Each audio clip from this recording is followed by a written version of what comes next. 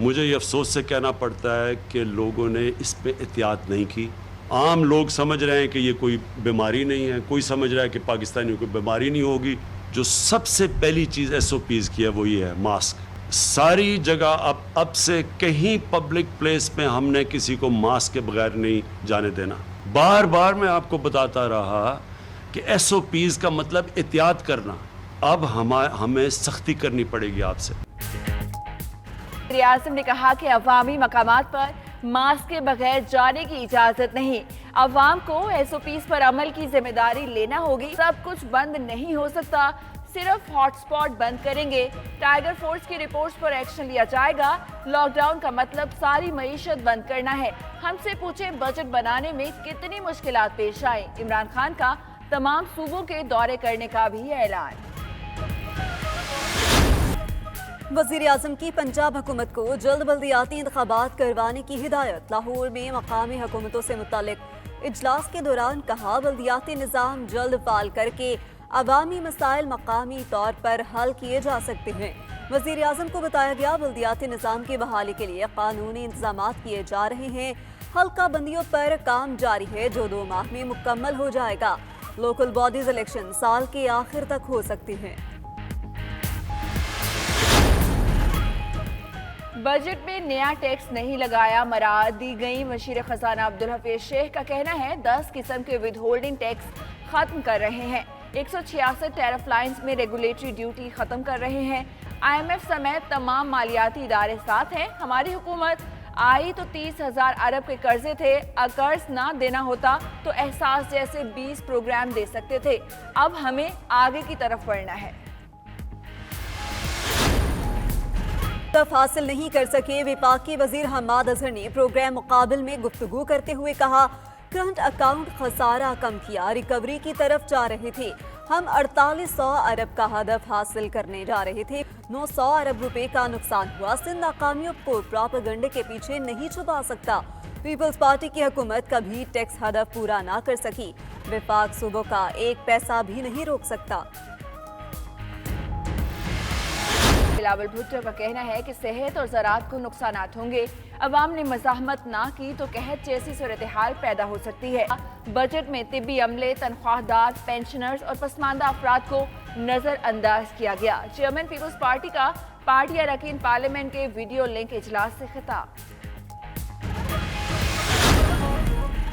पंजाब का बजट तैयारी के हतमी मराहिल में दाखिल हो गया। मजमूई हजम 2381 अरब रुपए रखने की तजवीज़। जारी अखराजात के लिए 1780 अरब रुपए मुख्तस किए जाएंगे। सालाना तरक्याती प्रोग्राम का हजम 287 अरब रुपए होगा। तनख्वाहों और पेंशन में इजाफा न करने की तजवीज़। बजट में सेहत और तालीम के शोबों को तरजीह दी जाएगी। पुलिस को 17% इजाफे से 132 अरब देने की तजवीज़। कारोबार के लिए 30 अरब का पैकेज और 15 अरब का टैक्स रिलीफ दिया जाएगा। गार्डन शो मार्केट की करीब 5 मंजिला इमारत झुक गई। SBCA ने इमारत को मखदूश करार दे दिया। इमारत खाली करवाने के लिए 9 जून को नोटिस जारी हुआ, मगर अब भी कुछ लोग रिहाइश पजीर हैं। मकीनों का कहना है SPCA वाले नोटिस लगाकर वापस नहीं आए। लांढी में मखदूश इमारत खाली करवाने के लिए बिल्डिंग कंट्रोल अथॉरिटी की पुलिस को दरख्वास्त।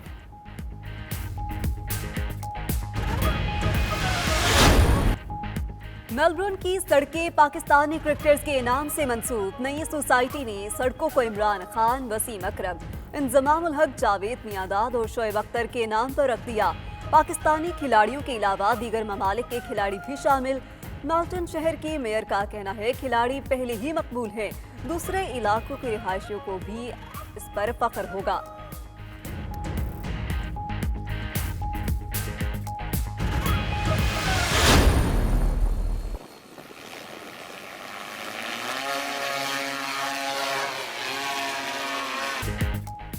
और दुबई में उड़ने वाली बाइक चलाने का तजुर्बा महंगा पड़ा। आजमाइशी परवाज के दौरान अहलकार जमीन पर आ गिरा। वाक़े की CCTV फुटेज जारी कर दी गई, ताहम अहलकार का नाम जाहिर नहीं किया गया। फुटेज में देखा जा सकता है कि अनाड़ी अहलकार बाइक पर बैठने से कबल ही उलझन का शिकार था।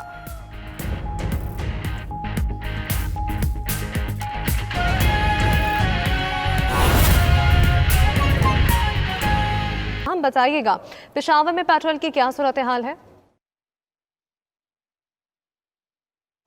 जी बिल्कुल, आज 13वीं रोज भी खैबर पख्तूनख्वा में पेट्रोल की किल्लत जो है उसमें कोई किसी किस्म की कमी का सामना नहीं हुआ है। आज भी बदस्तूर पेट्रोल की किल्लत का सामना करना पड़ रहा है। यहाँ पे शहरों में, पेशावर की अगर हम बात करें तो पेशावर में सिर्फ सरकारी पेट्रोल पंप से वहाँ पर पेट्रोल तो मिल रहा है, लेकिन वहाँ पर गाड़ियों की लंबी कतारें हैं, आधे आधे घंटे तक और एक घंटे तक जो है मोटरसाइकिल और गाड़ी वाले इंतजार करके बिलाखिर उसको पेट्रोल मिल जाता है। अगर हम निजी पेट्रोल पंप की बात करें तो वहाँ पर तो पेट्रोल बिल्कुल नायाब हो चुका है। वहाँ पर हर दूसरे पंप पर वहाँ पे आर्जी तौर पर बंद है के बोर्ड लगाए गए हैं, चाहे वो किसी भी निजी पंप हो। वहाँ पर उनके मुताबिक वो कह रहे हैं कि हर दूसरे दिन हमारे पास 6 से 8 हजार लीटर पेट्रोल तो आता है, लेकिन वो एक ही 2-3 घंटों में खत्म हो जाता है। उसके बाद हमारे पास सप्लाई नहीं होती, उस वजह से उनको पेट्रोल पंप जो है बंद करना पड़ते हैं। शहरियों का कहना है कि आज अगर इसी तरह ये सिलसिला रहा तो उनके कारोबार जो ठप होकर रह जाएंगे। बावजूद इसके कि हफ्ता और इतवार को यहाँ पर तो लॉकडाउन होता है, लोगों का इतना जो है वो लोगों की इतनी सरगर्मियां नहीं होती, रोजमर्रा के जो काम होते हैं वो सिर्फ